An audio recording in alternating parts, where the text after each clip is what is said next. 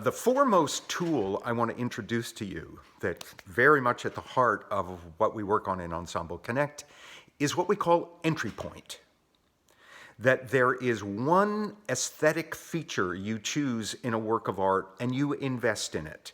Normally, in a pre-show lecture or when a musician has to talk to the audience, we tell them some stuff. Usually it's a bunch of things they might find interesting, little bits and pieces. Pick the one that you hope will help you connect to the work of art.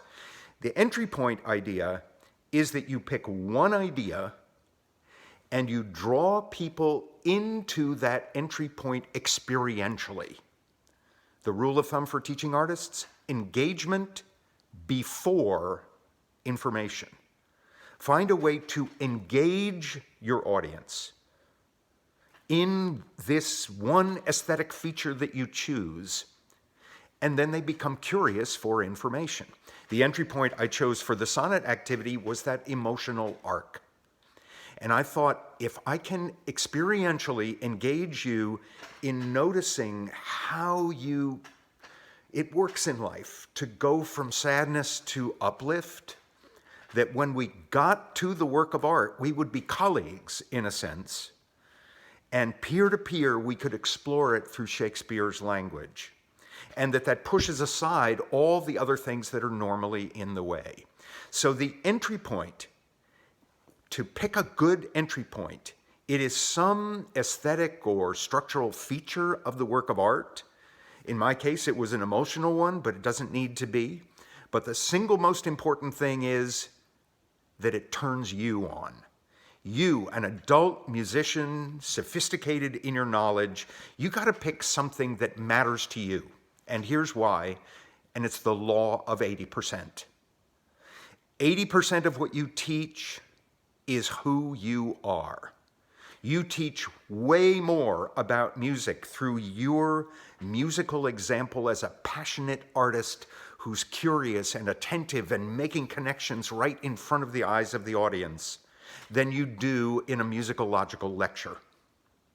That's why it is so important for an entry point that you pick a feature that turns you on, that is artistically jazzing for you at this point of life. So you pick something you love, but it has to be something that you have a pretty good hunch is going to be exciting for the particular audience you're working with. So you don't pick something in general. You pick something, if your audience is 10-year-olds, you better know what's interesting to 10-year-olds so you can really target what's hot for them, what they will care about. So it's passionate to you. You have a hunch it's going to be hot for them. And then it should have something to do with the work of art, something central, not kind of be extraneous. But that's what you're lining up to select an entry point. And then the perennial question, how do I draw audiences experientially into that entry point? And my answer in the sonnet activity was that emotional arc. And I just asked you a few questions that are basic actor questions. It's another rule of thumb for teaching artists. Tap people's competence. Most Americans think they're artistically incompetent, say most Americans over age 9. Our job is to come in under the radar of that, I'm not an artist, and engage them in what they naturally can do. In my exercise, they can do what actors do, Actor Studio 101. Sort of identify emotions, notice how they move inside their lives, how they manifest in their lives, how they can change, and what you might call that, and then what changes in them. Actor Studio 101. Musically, you engage one of the many things people can do musically and understand musically. Tap that competence. And that's how you draw them into the entry point. And after they're engaged, often after they've experienced the artwork, they're curious for information. So that pre-show lecture, that maybe works for the art club, doesn't work for me, doesn't work for the non-arts club, because I'm not engaged. It's basically telling me, well, this is more, I don't belong here. That is way more information that I don't understand, that makes me feel I don't belong here, really don't want me here. That is standard operating procedure. The teaching artist approach engages people's natural competence, draws them inside to discover their place so they can make personally relevant connections, and then they're curious for more information. So you win at the information game as well. So there's a few tools. Engagement before information, tap people's competence through an entry point. I also mentioned the law of 80%. That's the most important rule. In the room, in the concert hall, if you're talking or leading a workshop and you dread it, they're going to pick that up. Or if you're going through the motions, they're going to pick that up.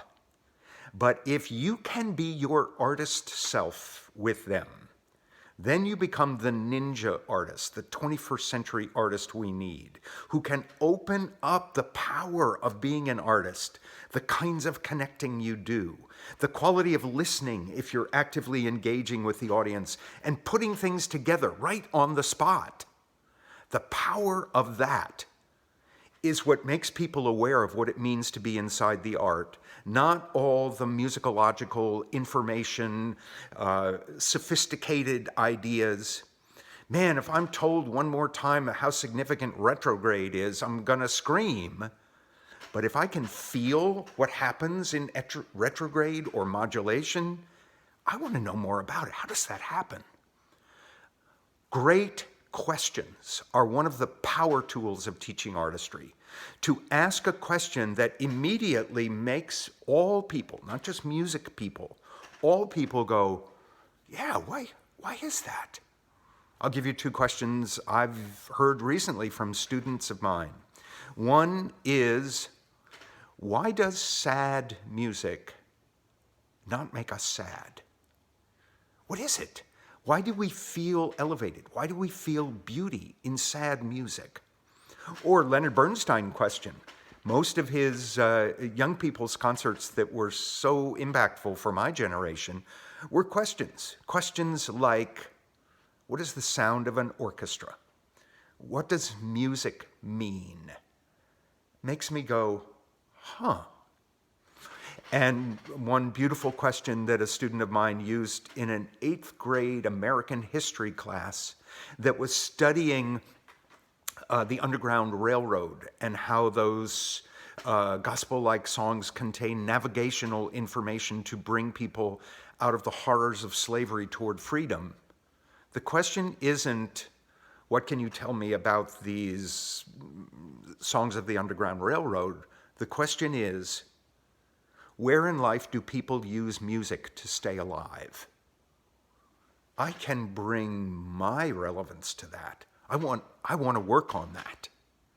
Strong questions aligned to an entry point with an experiential way to bring them in, that is the power tool of teaching artistry.